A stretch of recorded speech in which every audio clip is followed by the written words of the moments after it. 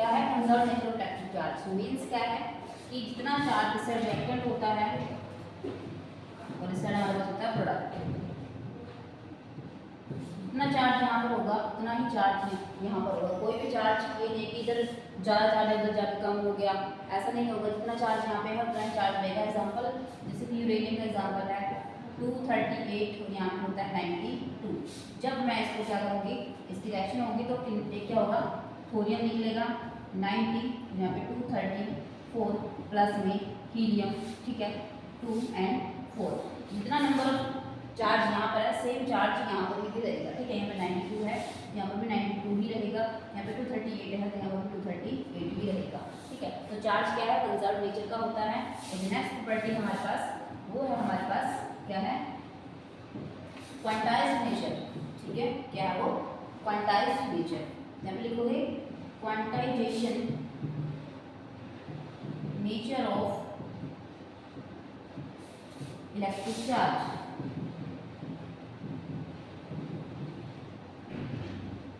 Quantized का meaning क्या होता है, इसका मीनिंग क्या होता है, क्वांटाइज्ड का मीनिंग, इसका मीनिंग होता है डिस्क्रीट फॉर्म में। क्वांटा, क्वांटा मीन्स पैकेट्स, इसको हम काउंट कर सकते हैं अलग अलग होना, ठीक है। तो क्वांटाइजेशन का मीनिंग होता है डिस्क्रीट, क्या होता है, डिस्क्रीट फॉर्म, डिसकंटीन्यूअस, जो कॉन्टिन्यूअस ना हो, कॉन्टिन्यूअस, ठीक है। मीन जिसको हम क्या कर सकते हैं, काउंटेबल हो, ठीक है। काफी सारे नेम मैंने बता दिए इसके, जैसे कि हम बोलते हैं इलेक्ट्रिक चार्ज क्वांटाइजेशन नेचर का है, मींस डिस्क्रीट फॉर्म है या डिसकंटीन्यूअस है, काउंटेबल है। लेकिन हमें माइक्रोस्कोपिक लेवल, मैक्रोस्कोप बड़े लेवल पर तो हमें चार्ज दिखता नहीं है, बट माइक्रोस्कोपिक लेवल पर क्या है, चार्ज क्या है वो दिखता है और काउंटेबल है, मीन्स उनको हम काउंट कर सकते हैं। जैसे मैंने सोडियम का एग्जाम्पल दिया था, सोडियम में हमें बताया गया है कि 11 इलेक्ट्रॉन्स होते हैं।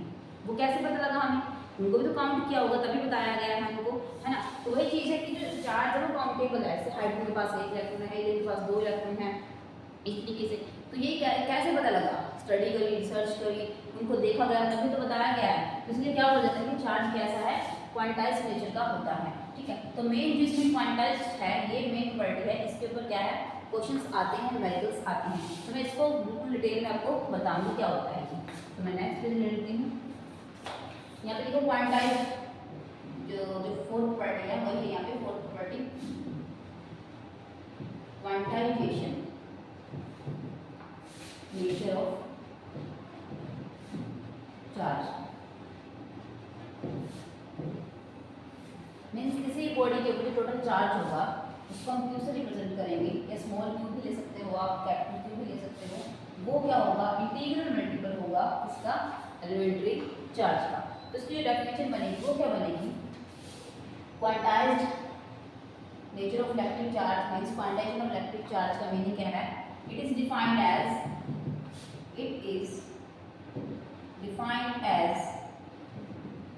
the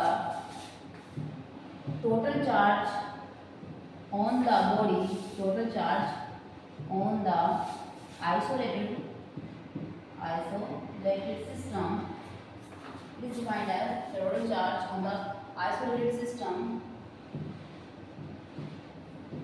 is integral multiple